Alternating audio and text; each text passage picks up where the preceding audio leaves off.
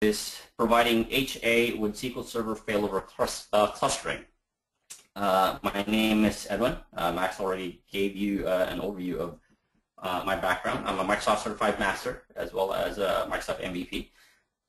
I focus mostly on high availability and disaster recovery. If you have any other questions during or after the event or after the webinar, feel free to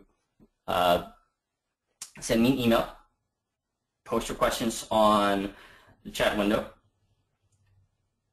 Make sure that everything is, if you're taking notes, feel free to do so.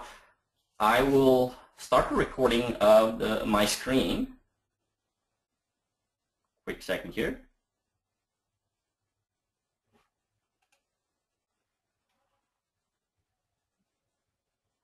Recording.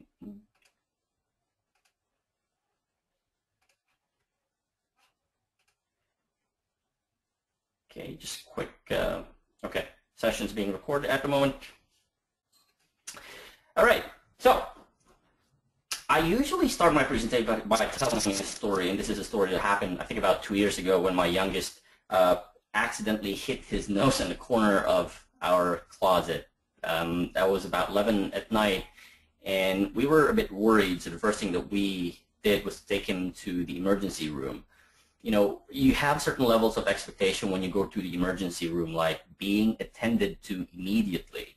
And so we went there hoping to get attended to immediately until an hour, 2 hours, 3 hours down the road, and 4 hours down the road, we are not being attended to, which somehow died down some of our expectations as far as emergency rooms are concerned. In fact, my youngest even commented about the fact that I think the swelling's gone just for the fact that we've been waiting here for 4 hours. And so I want to dive deep into how that certain level of expectations are set in terms of high availability and disaster recovery. And what do I mean by that? Businesses have different requirements as far as high availability and disaster recovery is concerned. Now, I'm going to be focusing mostly on high availability for this webinar.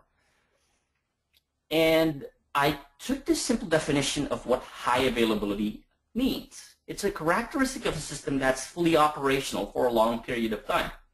The goal is to keep the system fully operational as long as we possibly can, keeping the system up and running. I also want to take a twist on the word availability. Just because something is available doesn't mean it's operational, or availability is not the same as uptime. Now, again, going back to my story about being in the emergency room for like 4 hours, the emergency room is available, but nobody's servicing us.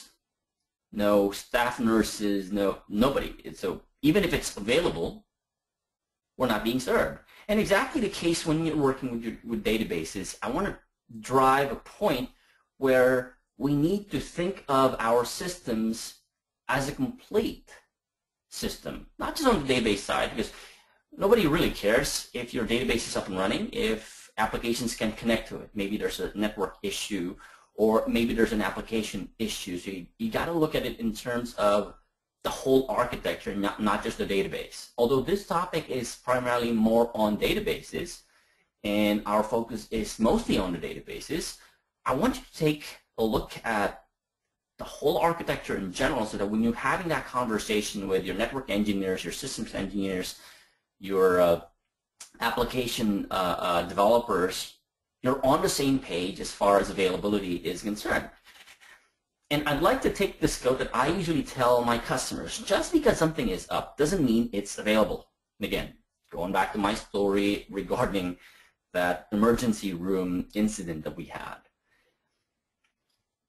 And when I talk about availability, I talk about a key phrase, recovery time objective, or the acronym RTO, typically thrown in the conversation with regards to high availability and disaster recovery projects.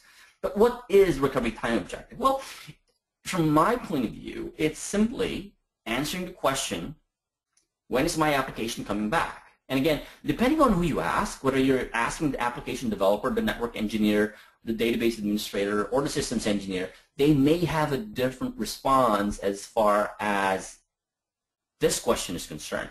The goal is to be on the same page. So if we're dealing with a mission-critical e-commerce sales system, asking the application developer, the network engineer, the systems engineer, and the database administrator, you should have a single answer as far as recovery time objective is concerned. And usually when I ask this question about what's your acceptable downtime, the typical response is, well, I want 0 downtime. Now, let me explain a bit why I usually respond in a manner that I usually respond in terms of getting the answer 0 downtime, is setting the right expectations as far as what 0 downtime means. Let's start off with percent availability. And this is typically measured in terms of zeros. So, for example, you got 90% availability. How does that translate to in terms of downtime? Well, you look at it in terms of 36.5 days per year, or on average about 16.8 hours per week. Now, we're looking at not so mission-critical applications like your HR systems or maybe your internal systems that are not publicly facing or not revenue generating. This is a good enough number as far as our uptime or downtime is concerned. 19 is good enough. The more nines you add into the numbers, the lower the amount of acceptable downtime you'll have.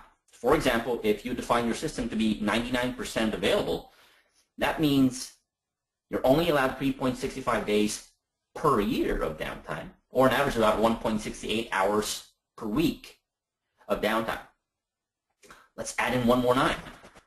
3 nines, 99.9% availability, translating into 8.76 hours per year of downtime, or on average 10.1 minutes. Now, we look at the big difference between 1 9 versus 3 9s, from days acceptable downtime per year to hours. What about adding another 9 into the mix? Well, 4 9s, look at the numbers, 52.56 minutes of downtime allowable per year. On average, 1.01 minutes, or 1.1 minute per week. Let's throw in one more 9 just for the sake of it, because again, customers will say, I want 5 9s or even more if that's even possible. But I want to set expectations about the number of seconds. We're talking about seconds now, from days to seconds of downtime per week. That's 6.05 seconds per week of acceptable downtime. And a typical question that I ask is, well, really, you want me to provide 99.999% availability to your SQL Server databases? Do you even know how long it takes to restart SQL Server? And the reason I'm asking this question is because throughout the year, you may be allowed several seconds of downtime per week, but you got to install security updates because your SQL Server databases are still running on top of Windows. So your mission-critical databases will still need to be rebooted or restarted based on what security updates are available or patching, and these are scheduled downtime. What about unscheduled downtime? You know, when power outages happen. And think about this. How long does it take to restart SQL Server? That in itself should give you some ideas about what your availability or percent availability would be given the right circumstances. And again, I'm not just even talking about just restarting SQL Server. And part of that is every time you do a restart of the SQL Server service, crash recovery occurs, which means SQL Server will have to read through the transaction log, look at committed transactions, roll back uncommitted transactions, and if you got tons and tons and tons of transaction log records on your log files, that would factor into the amount of downtime that your databases, not just the instance, but your databases, would experience. And I usually refer to this graph in terms of availability or recovery time objective in reference to total cost of ownership. And I'm not just talking about one-time setup, configuration, cost of buying hardware, software, maintenance. I'm looking at the overall total cost of ownership that factors into operations and maintenance cost, your IT support, and replacing your hardware or software throughout the lifetime of your system. And if you look at the graph as you approach zero downtime, the cost exponentially increases. And that is something that you need to factor in and understand when you're dealing with or even thinking about implementing high availability and disaster recovery solutions. So the next time somebody tells you, or maybe you're planning on a disaster or high availability or disaster recovery solution, and upper management asks for zero downtime, start asking those questions. How much downtime can we afford, and how much are we willing to pay for it? Now, because this is a SQL Server centric presentation, I like to focus on the high availability features available in SQL Server. Let's start off, and I've taken this from SQL Server Books Online. Let's start off with some of the features that you can easily, well, not necessarily easily, but implement that would address high availability requirements. I'm a big fan of Server Core just because of the fact that it keeps people from logging in directly to the machine. It's Windows without Windows. Think of it as Windows without the typical GUI. SQL Server relational database, or the database engine, is supported to run on Server Core. And because there's not a lot of components to patch, there's not a lot of security updates to install, and therefore not a lot of reboots. Plus, of course, I can prevent some people from logging in because they won't be able to see anything except from the command line. We also have features like database mirroring, and it's still there. It's still in SQL Server 2014, although it has been deprecated in SQL Server 2012, but it's still there.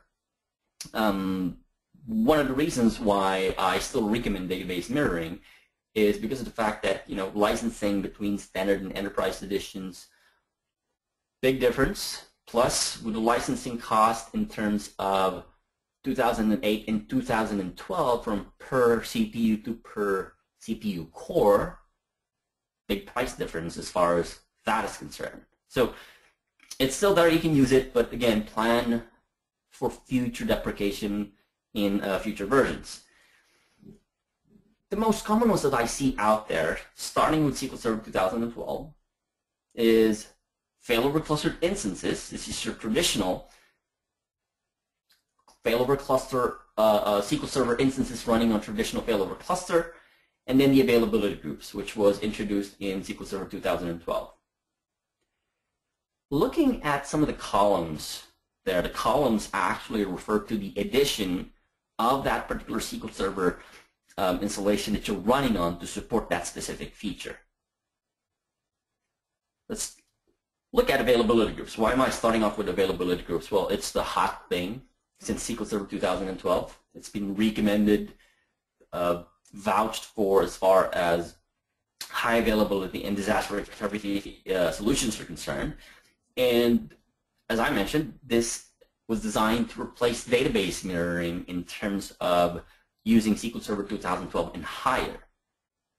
This provides protection to a group of database, contrasting that with database mirroring, where database mirroring will protect a database, but there are certain applications, for example SharePoint, because I've worked with a lot of SharePoint environments, where you need the entire group of databases that work with SharePoint to fail over, not just one, but every single one of them to fail over as part of your application architecture.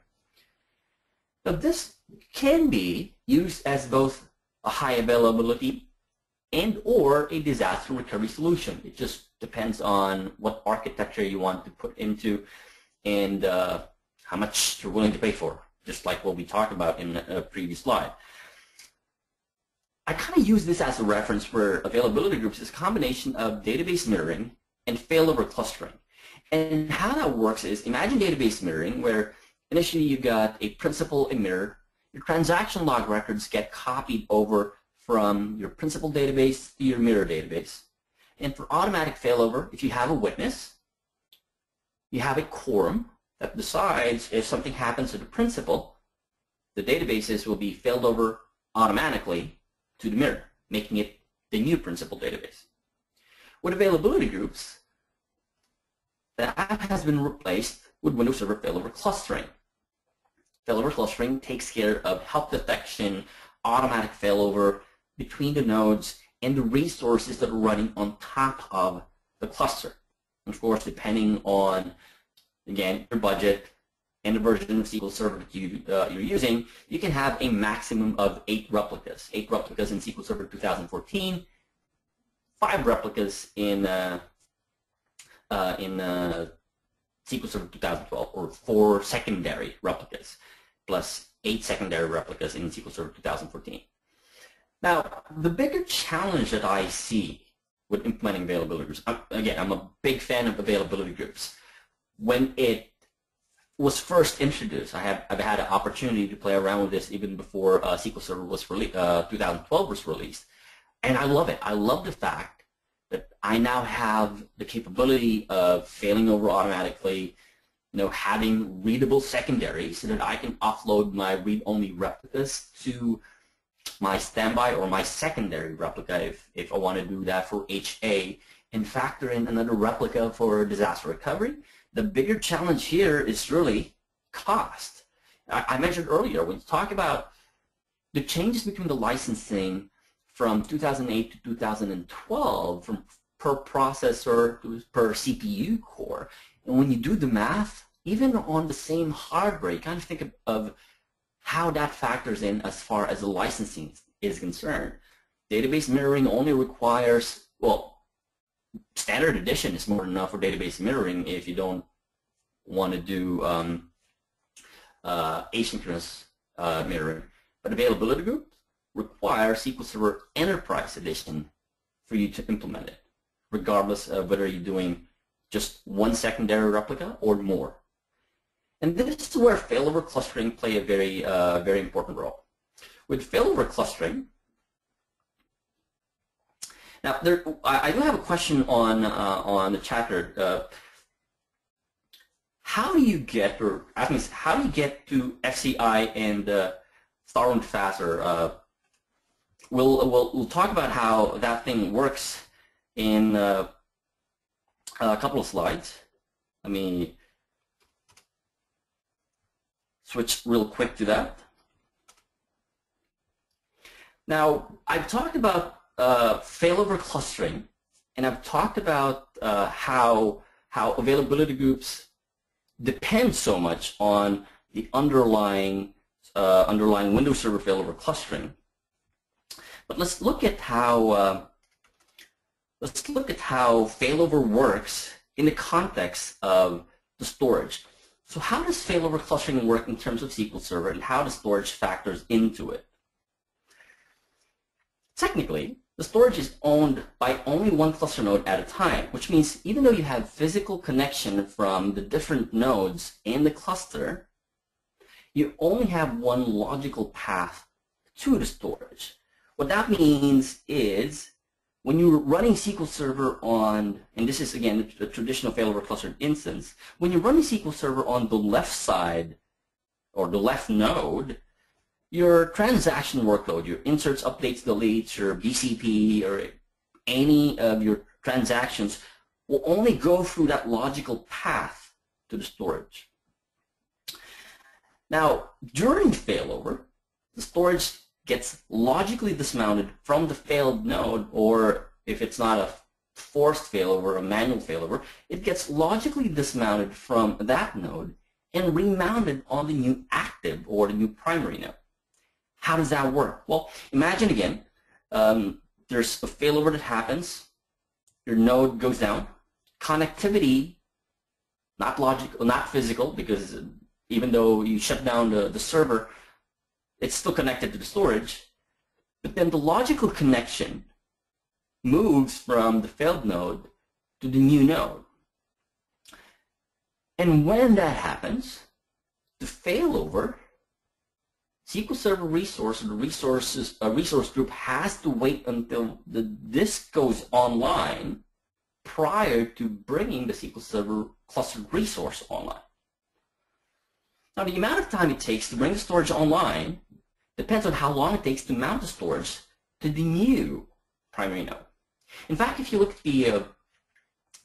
at the cluster dependency report, SQL Server, the clustered resource or the EXE, depends on making sure that the storage goes online first before the SQL Server service can be brought online. Now, since we're focusing on CSV or cluster share volumes, there are now multiple paths to the storage, which means that we're adding additional routes to the storage. What does that mean as far as SQL Server is concerned? Well, with cluster shared volumes, I still have dependency on the storage because that's where my databases are stored. But I don't need to remount the storage on the new active or primary node after failover, which means when I failover, SQL Server will see it there and can be brought online faster versus waiting for the storage to get remounted to that node. And I don't know how long that usually takes, depending on my testing. And then waiting until it becomes online before SQL Server goes online. Of course, the goal with cluster shared volumes is to reduce downtime while increasing resiliency and reliability. Since we talk about dedicated storage for a failover clustered instance, one of the limitations that we have is I only have certain letters in the alphabet to work with available drives, which means if you're following the best practice of dealing with different storage for data, your log files, your backups, or dedicated drives for specific databases because they're more I/O intensive, you're limited by 23 drive letters when you're provisioning this. With cluster shared volumes, it makes it easier for me to just provision drives, as long as they're shared drives, present them as CSV, and then it only appears like a single folder as far as SQL Server is concerned with multiple subfolders, but those subfolders are physical connections or physical drives mounted to the cluster, which means I no longer have to worry about memorizing the alphabet as far as failover clustered drives are concerned. It also changes the concept of exclusive ownership of the storage. What that means is there's no direct dependency as far as SQL Server is concerned. Again, I mentioned this earlier. When I fail over SQL Server, I don't have to worry and wait until the storage goes online. It will see the storage as being online on the other nodes. It's still dependent, of course, on the underlying storage because, again, just like your standalone instance, your database files are on your storage.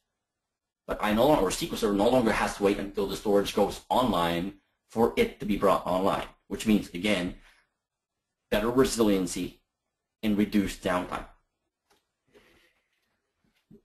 In a traditional cluster, we're looking at a separate storage architecture, a separate storage area network just for our storage. That was the concept why we have SQL Server working with your database files on your storage area network, so that when it fails over, all of my databases are in the same shared storage, and all the failover cluster is doing is just remounting it on the new target or the new node that the cluster decides to host the SQL Server resource. And the good thing about this is I can deal with a traditional two-node cluster even when using SQL Server Standard Edition. I mean, literally, I can just use SQL Server Standard Edition, whether it's 2008 and higher, and install that on a two-node cluster. So long as you don't go above 2 nodes for your cluster, you can do that.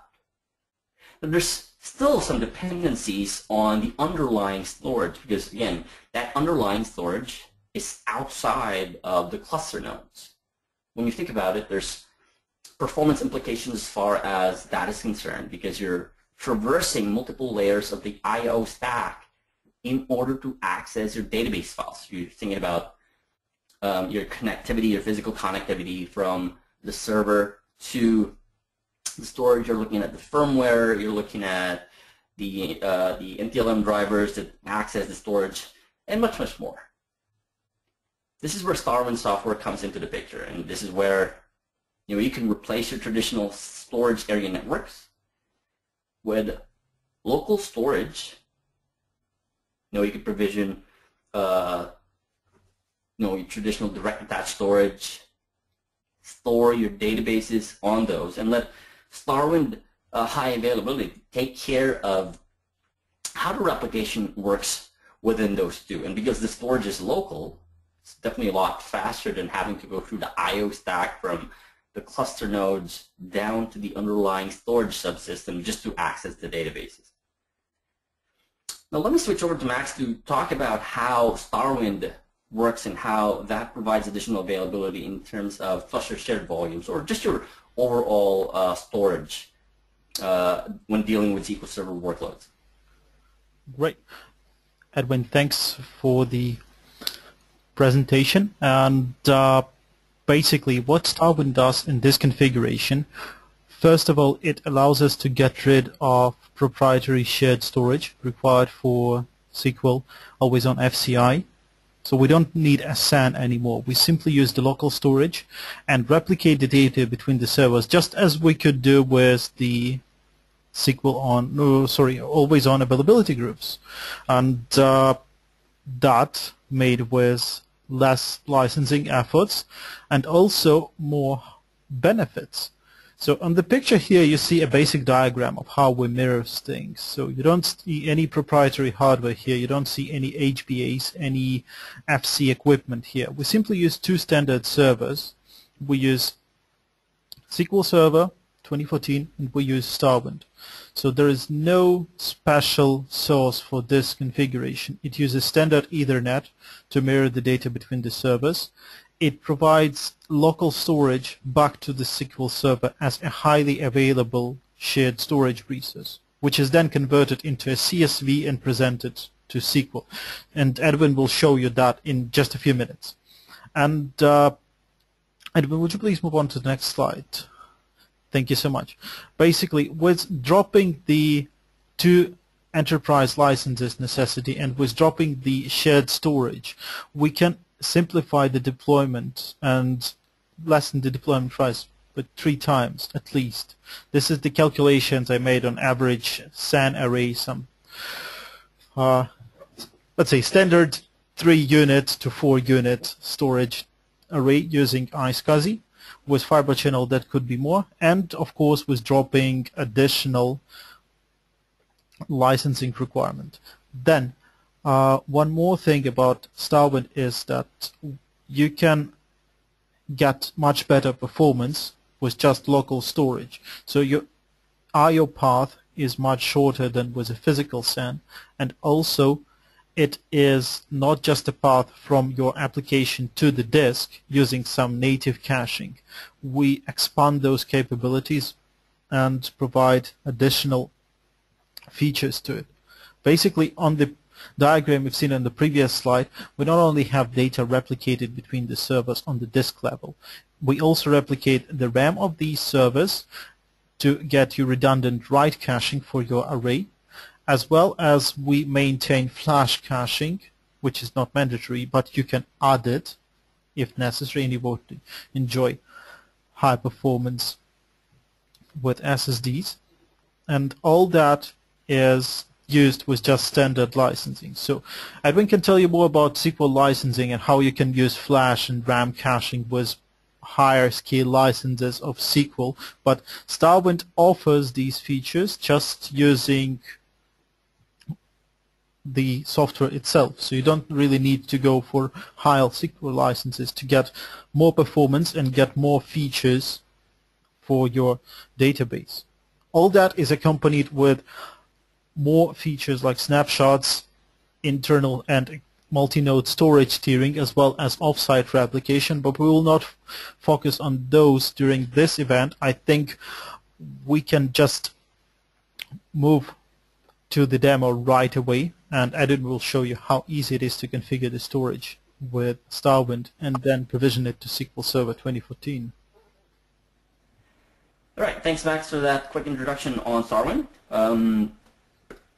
I'm always looking for opportunities to make or drive costs down as far as SQL Server deployments are concerned. And of course, you can only do so much as far as licensing is concerned, but you can find alternatives as to how you could improve not just your deployments, but also reduce your cost. And this is where I start using products like StarWind software for such deployments. Let me just switch to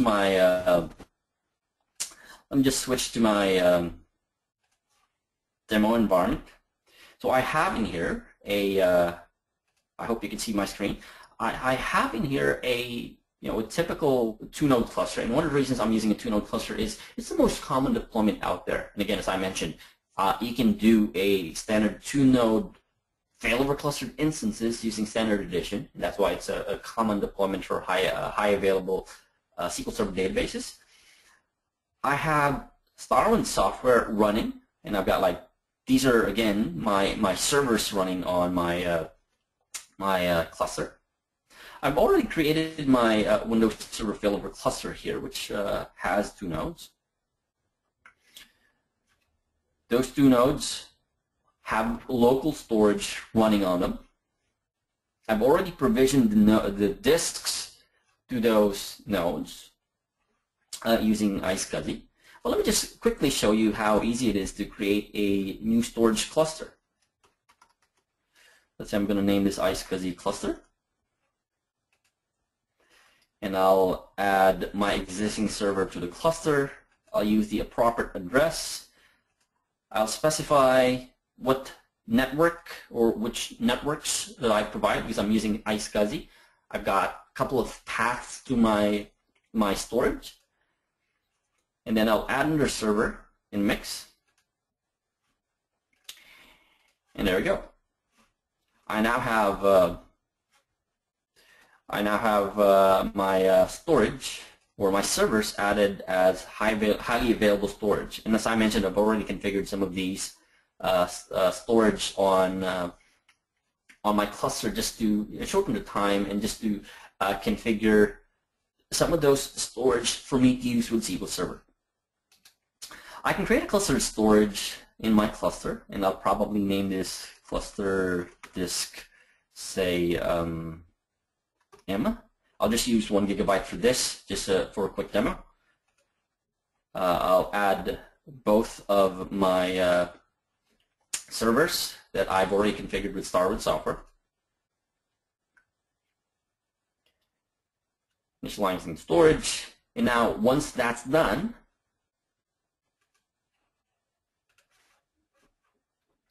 part of that is actually replicating storage between my my two servers. So this is cluster disk M, which I just created, and that gets replicated over. Whether you want it synchronous or asynchronous, for high availability, it's totally recommended to highly recommended to make it synchronous. Getting replicated over from this node to this node. I'm going to present that over to my cluster.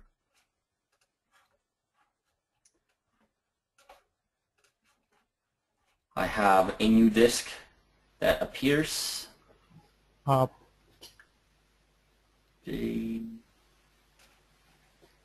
Edwin, I think you need to click the connect storage in the servers link. Yeah, exactly.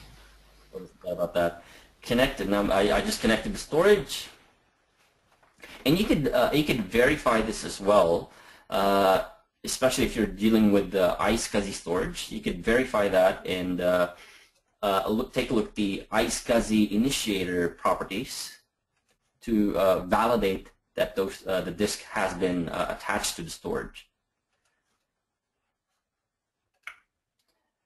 Do a quick refresh. There we go. make that online, initialize it. I just have to remember that it's disk 7, because when I add that over to my cluster, so I can totally add the disk to my cluster. And that was disk 7 with a gigabyte capacity. And there it goes. Again, part of the best practice is making sure that I configure my naming convention properly. I'll make this disk, SQL disk, maybe M. And that's that. Now, these are all just the standard shared storage as far as Windows Server Failover Cluster is concerned. Nothing fancy. We can simply add them, all of these, to cluster shared volumes. It's as easy as selecting this, right-click, and adding that to cluster shared volumes. Okay. Of course, I won't be using my disk W because I've configured that to be a witness or disk witness in my quorum. Now, every time you add a clustered or a shared disk to the cluster shared volume, it creates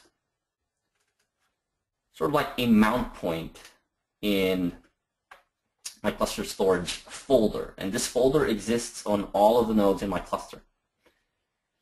So now I could rename this to say SQL disk I. Again, part of best practice,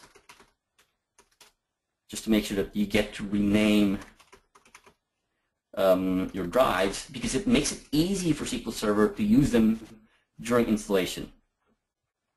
So let me just quickly run through the installation and just show you how you can now present those clustered shared volumes to SQL Server.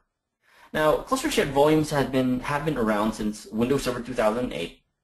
They were designed for Hyper-V workloads, and starting with SQL Server 2014, we can now use clustered shared volumes in terms of adding our SQL Server databases into the clustered shared volumes. You just have to make sure that you provision your clustered shared volumes so that during the installation, all you have to do is just point your SQL Server installation to the location of your clustered shared volumes.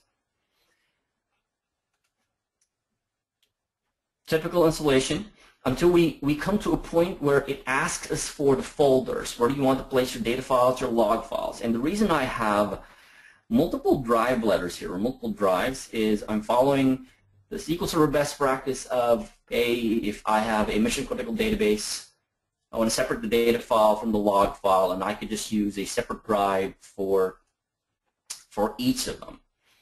I'm going to use I'm probably just going to use the default installation. I'm only going to select the database engine, provide my instance name and whatever is necessary. I'm just going to go through this up to a point where I'm being asked for the disks where I want to install my SQL Server instance. And again, a couple of things in mind here. SQL Server 2012 introduced the feature where you can install or you can store your temp DB on a local drive. So I'm just going to name this SQL 2K14 and dealing with a default instance for this case. I'll provide a virtual IP address that I can use to connect to my my cluster. So I'm just going to use the default resource group name for the installation. This is where I mentioned about using the drives. Now I've added those drives to my cluster shared volumes. And all I need to do now is, because I've provisioned them for use within my SQL Server installation, I can just point to the folders where I have my shared drives in. I'll just put in an IP address here, say 77.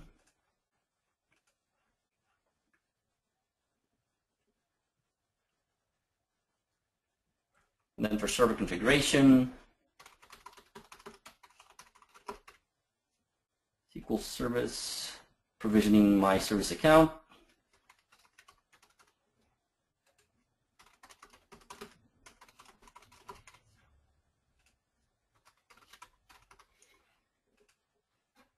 And again, I'm just taking some of the defaults here because I want to move to the point where I'm providing where I could store my data files and log files. And this is what I was mentioning. I want my data root directory to be on SQL disk I. My data files will be on I. My log files will be on J. And then I want my TempDB to be on my F drive. And this is, as I mentioned, this is a local drive. Whether you're dealing with traditional SAN or storage like StarWind software, I'll store my TempDB data files on my local drive because, well, they get recreated every time you restart SQL Server, so there's no sense in putting them on a shared drive. And I'll put my backup directory on my K. So this is how we utilize cluster shared volumes within the context of SQL Server. And now I'm provisioning my disk I, which is, again, a shared storage that's added to cluster shared volumes. My data and log files are on separate drives, as well as my backups. This will prompt me for a warning saying that my TempDB files or my TempDB database is or will be stored in a local directory, and just gives you that warning saying you got to grant read and write permissions to the SQL Server service on that specific local drive, making sure that it has the same drive letter, same path, same folder, same permissions on all the nodes of your cluster. And this will just go ahead and install. So that's about it for how you configure SQL Server 2014, particularly failover clustered instances, to use clustered shared volumes with StarWind software working in the mix. If you want to learn more, and this is just a quick promotion of what I'm doing next week. In fact, I'm so excited to do this. I'll be doing a Windows Server Failover Clustering for the SQL Server DBA, where I'll be covering more depth into what we've already covered. So from the basics, there's a bit.ly link down there if you want to join us for this particular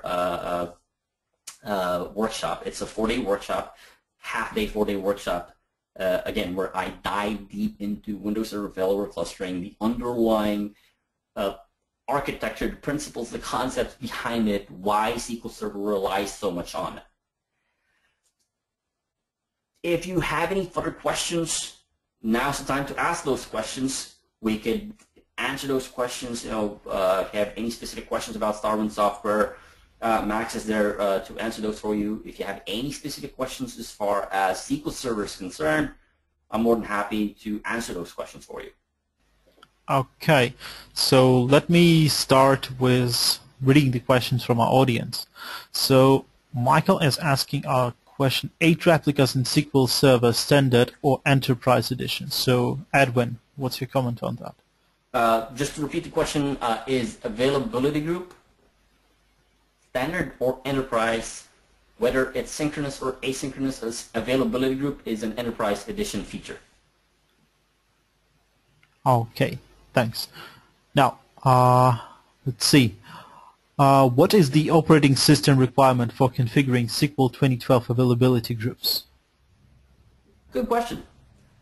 SQL Server 2012 works with Windows Server 2008 and higher. I'm not going to make recommendations about Windows Server 2008 just because of the fact that, well, it's 2015. It's almost a 7-year-old operating system. I would go with the latest, not just because of the fact that I want to go with the latest. It's because of, again, the total cost of ownership. And again, I'll dive back into your question. SQL 2012 will work with Windows Server 2008, but you got to install the right patches to make sure that you're dealing with asynchronous storage, because keep in mind, availability groups do not need shared storage. They will work with local storage because they have, each SQL Server instance will have its own copy of the database. And again, Windows Server 2012 R2 is the way to go if you want to provide higher availability for your SQL Server databases, whether you're using availability groups or failover clustered instances. Okay, thank you. And now a few more questions. what are the requirements for round-trip delay between two StarWind HA servers? So that, I guess that's something for me. The basic requirement is to have up to 3 milliseconds between the servers, and if they're located in two different buildings, so they're like separated sites, we support up to 7 milliseconds. And you can always find up-to-date information on StarWind website in the system requirements section. One more question. Let's see. What if the local storage is a NAS at two sites? In this case, StarWind is yet not able to handle a NAS as storage, but we're working in that direction as well. And I think in a few months you will be able to use a NAS as your storage to virtualize with StarWind. So you'll effectively replicate from one NAS to the other. Okay, more questions. Any plan by Microsoft to make Always On available to Standard Edition? Very good question. Trust me, we've asked that question even before SQL 2012 went out. Yeah. I am still waiting. Yeah. The whole community is still waiting. And I remember there was a guy who asked the question like why Microsoft put a RAM limitation in a certain version, and Microsoft actually came back and said, okay, we'll increase the RAM limitation. So maybe when the community raises this to a certain online discussion, Microsoft will say, okay, here's your availability groups. It's also one of the reasons why we keep asking people for feedback. As a Microsoft MVP, again, we have the opportunity to talk to the product group, but we sometimes sound like we're just complaining. And so we're asking the community, if you like a specific feature and you think that there's some limitations, provide use cases and business benefit as to making that happen. I'm a big believer in SQL Server. In fact, for years they've been going on with the licensing of just using it per CPU, whereas Oracle and DB2, they've been doing it on a per core basis. I think it's about time that Microsoft played a level playing game. Okay, and here is another one. How will this scenario look in case of SQL servers running in VMs? iSCSI to both machines or shared VHD will be preferred. So I think I'll handle this one. The virtualized scenario can have StarWind running on much lower levels, so it's not necessary in this case to run StarWind inside the VMs. That is also supported, but in most deployments we see where SQL is running inside virtual machines, StarWind is acting as a fundamental storage for not only SQL but the rest of the environment as well. Okay, and just one more question and we'll have to wrap up. And if there will be any more questions which remained unanswered, I will definitely make sure they get either to my inbox or to Edwin's inbox, and will send you the answers to them. So the last question, on virtual machine, what would be the max DOP and cost parallelism threshold if two CPUs? Edwin. That's a very good question, and you'll probably see a lot of the feedback and even comments on the internet out there about maxed up. And to be perfectly honest, there's no right or wrong answer there, because only you know your workload. I kind of think of it in terms of a general guideline where OLTP databases, go figure. Data warehouse workloads, set it to max stop equal to 1 or a specific number. And unless you have, there's no problem with parallelism. It's a natural side effect of how databases work, especially with multiple processors. It's not supposed to be treated as a problem. However, it should be looked at as a symptom. A symptom of what? So for example, CX packet weight type is the top weight type if you're doing weight statistics analysis, and you see CX packet weight type. Does that mean, well, your SQL Server is using multiple processors or multiple cores to process a query? Maybe it's your indexing is not fine, or maybe your statistics is not properly updated, or maybe there's something else. So I don't see parallelism as an issue.